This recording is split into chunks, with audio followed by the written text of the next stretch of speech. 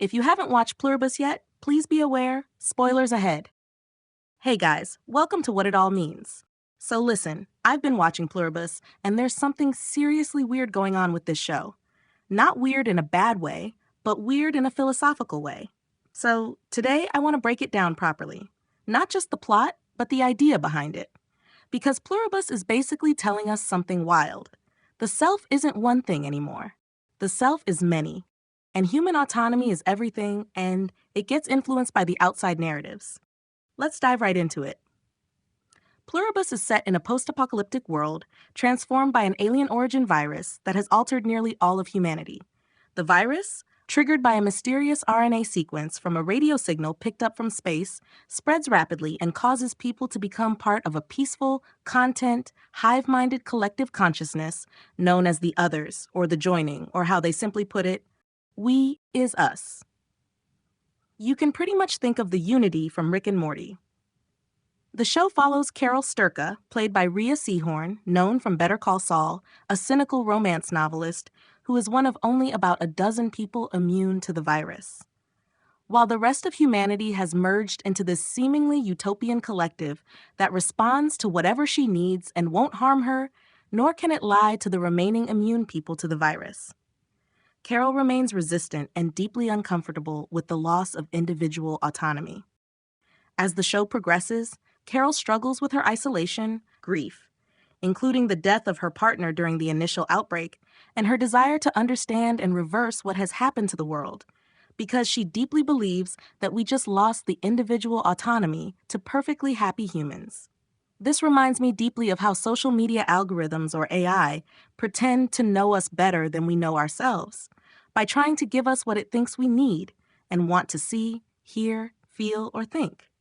Carol then interacts with other immune survivors, some of whom have very different reactions to the joining, from hedonistic acceptance to outright rejection, raising questions about freedom, identity, and what it means to be human.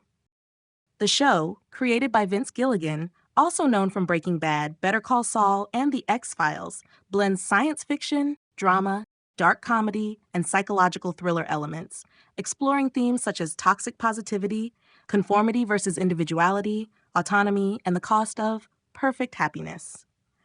And what we have to sacrifice to have a perfect happiness, meaning losing full autonomy.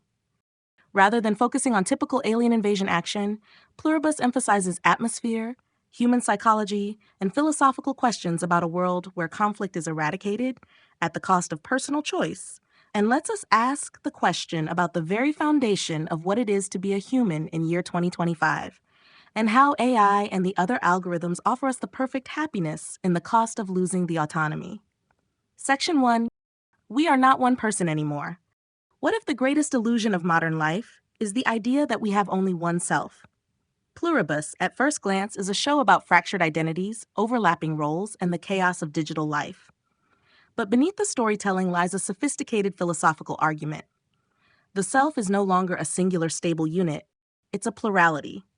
Now we're exploring the philosophy behind Pluribus and why it speaks directly to the crisis of identity in the 21st century.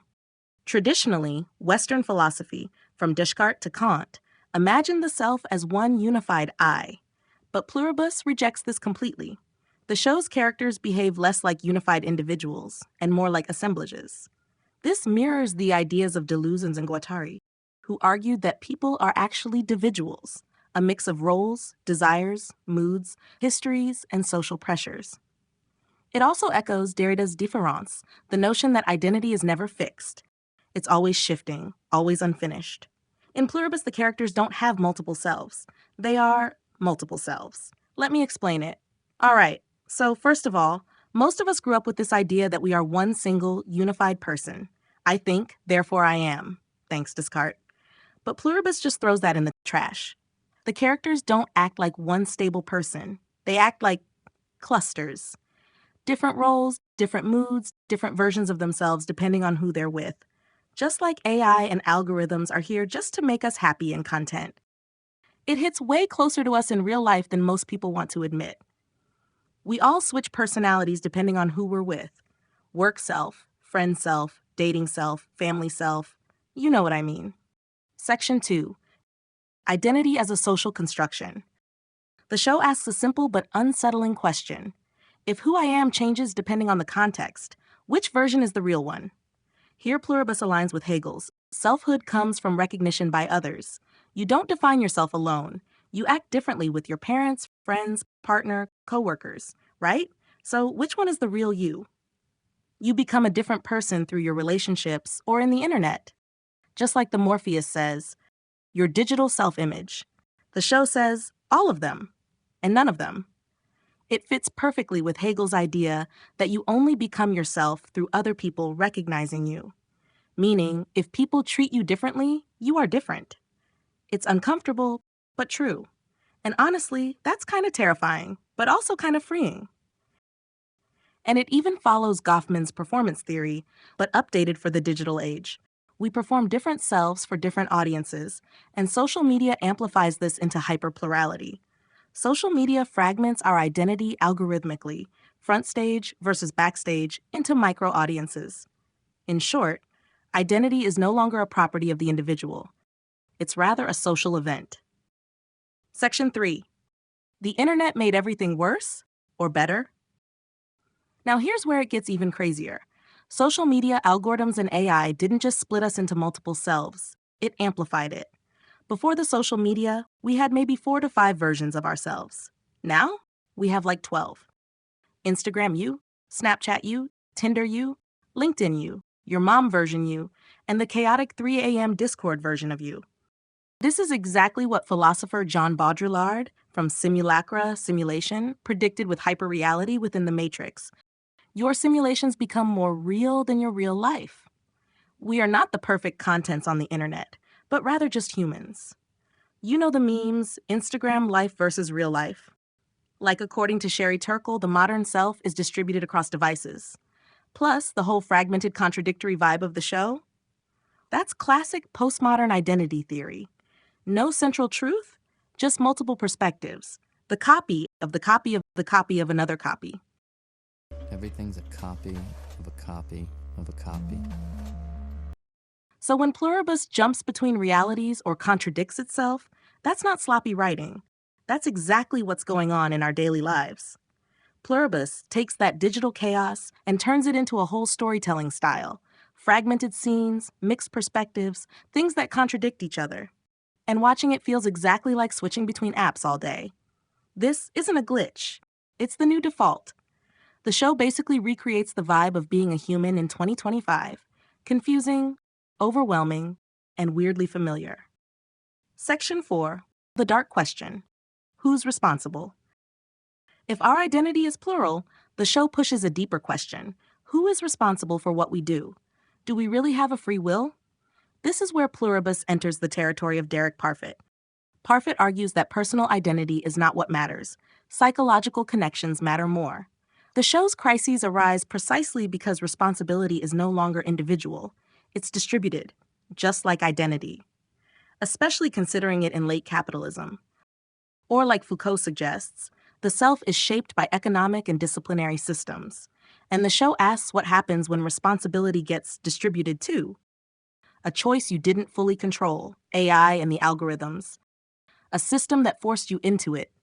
A version of yourself acting differently in another context, like in social media. Thus, it creates moral chaos, and that's the point. Characters suffer consequences produced by collective systems they can't fully control, exactly like in late capitalism.